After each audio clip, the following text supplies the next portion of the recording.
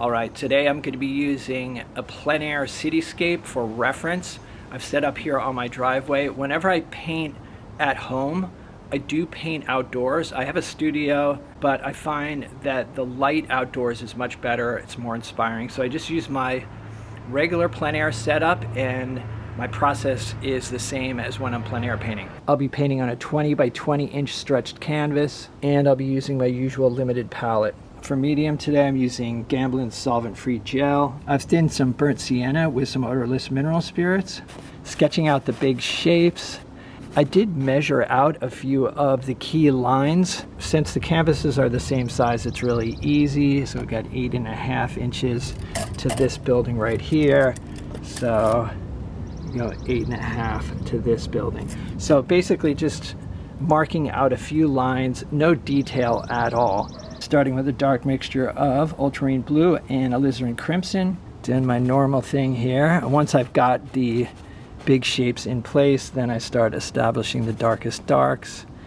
And one thing that's nice about using a limited palette and using the same palette for all my paintings is that if I do go to make a duplicate or repaint the subject, it's easy for me to match my mixes. If you've been watching my recent videos, I have been altering my process a bit, but for this painting, I'm going to use my old palette, which is more or less a primary color palette. I think I spent about 2.5 hours on the original painting, and so I want to do the same. When I'm painting in plein air, I always feel a bit rushed because the light is changing.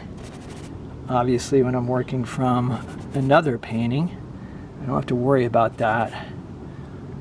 But I still want to paint quickly so that this painting has a fresh and spontaneous feel. That's one of the problems that I've encountered when replicating paintings, is they never seem quite as fresh and spontaneous as the original. And I think part of the reason is that, you know, when we're painting at home, we have the luxury of just taking our time. I have had some good results replicating paintings or using plein air paintings as reference. As you guys probably know, that was the original practice, was to go out and do a plein air painting to use as a reference for in the studio. And then, of course, the Impressionists decided to show these plein air paintings as finished works. I'm sure you all know that if you're a plein air painter. I always establish a vanishing point so that I can lead all my lines to it, and I remember that it was right there. So I'll put my vanishing point right there. So for the roof lines and the bottoms and tops of the windows, I will be using this vanishing point. Actually, I feel like this is a little bit too low.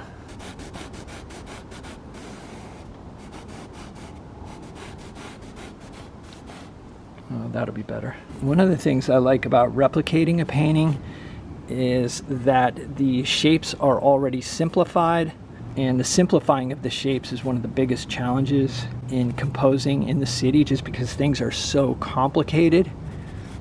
Alright, so there is the composition, and I'm ready to start scrubbing in some approximate colors. For the sky, I'm starting with a mix of titanium white and phthalo blue, thinning with a bit of solvent-free gel.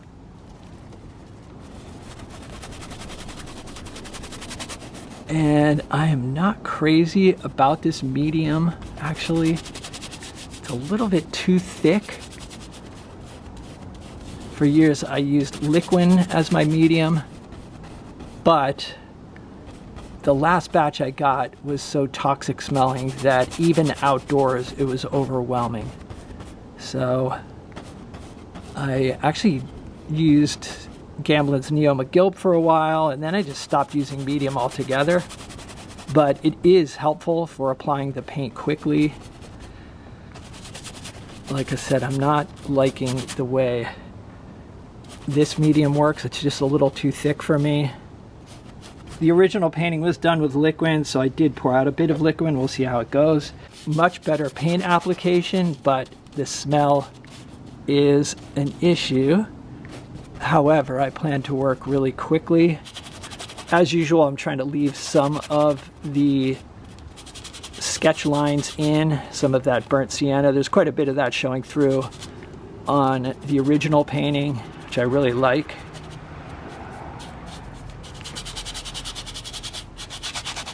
I've recently decided to hang on to some of my favorite paintings. That was not something I had the luxury to do. I had to sell my best work for many years, which I was happy to do. But at this point, I've decided that I want to keep some of my favorite pieces and use them as reference for other paintings. In fact, I'd like to do this same composition in a variety of sizes. I think the next size I'll do is a 30 by 30. I'm using a worn out number 8 natural bristle flat here, and sort of a neutral gray color, just to start scrubbing in some of the buildings. As you guys know, I like to have transparency in my darks, which oftentimes on the original painting is difficult to achieve because I'm playing around. Like sometimes I'll map out some darks, but I decide that I don't like those darks. And oftentimes it's difficult to recapture the transparency. In fact, it's almost impossible. You can wipe down your canvas, but then, I don't know, it's not quite the same. In this case, the dark shapes have already been established, so it's easier for me to get the darks on the first pass, which will allow for this transparency, this sort of scrubby effect. All right, I've set up a fan here to help blow away some of the fumes. For the grays of the buildings, I'm just working into this same pile of paint here and making minor alterations just to push the color either warmer or cooler, or change the hue as well, trying to keep it spontaneous. The color is not as important as the value, so I'm just trying to establish the overall value pattern and get some variety into this initial scrub in. Adding a little phthalo blue. A lot of painters are challenged by cityscapes. I was certainly challenged by them until I started breaking the scene down into simple shapes. Instead of looking at individual buildings, I just look at big shapes. So in other words, this whole group of buildings to the right is one shape. This group of buildings here is another shape. The trees in the foreground are another shape, etc. I will add a little bit of detail towards the end, but not much. All right, so the blocking is complete. I'll just show you a close-up so you can see how messy and inaccurate it is. There are a lot of areas of transparency, and I've just started adding a bit of definition to the bridge here. To indicate support wires, I just use vertical strokes, adding some titanium white to the distant shore here. Just little strokes to indicate buildings on the distant shore. So at this point, I've switched over to a synthetic flat, a number 4, so it's a little bit smaller. And I'm just working into the shapes that I've already established, creating a little bit of definition, but I am trying to be careful not to overwork the painting. And I'm also using loaded strokes now, so I'm not thinning the paint at all. I'm just using the paint, the thickness that it comes out of the tube. Lay down the paint with confidence and nobody will question you. And as I've said before, even if they do, who cares? This part of the process is often difficult to film. It requires a little bit more focus, and usually by this stage of the painting, especially when painting plein air, I'm feeling exhausted and I need to wrap it up. And also, usually at this point, the light has begun to change as well. Adding the light part of the trees.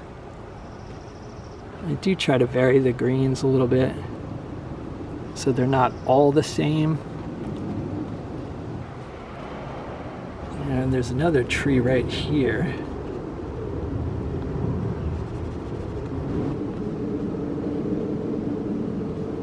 Adding a few dark strokes for the parked cars. Trying to keep the strokes irregular. Got some titanium white here with ultramarine blue. Just adding some highlights on the tops of the cars. Now adding a bit of warmth to the street. Alright, so here's what I finished up with. I spent about 2.5 hours on this painting. I'll probably do some minor cleanup when I sign the painting, but for the most part it is finished. I was surprised at how similar this painting turned out to the original. There is, however, a bit more saturation and a bit more definition in this version. I do like both versions, and I plan to do an even larger version of this painting working from the original.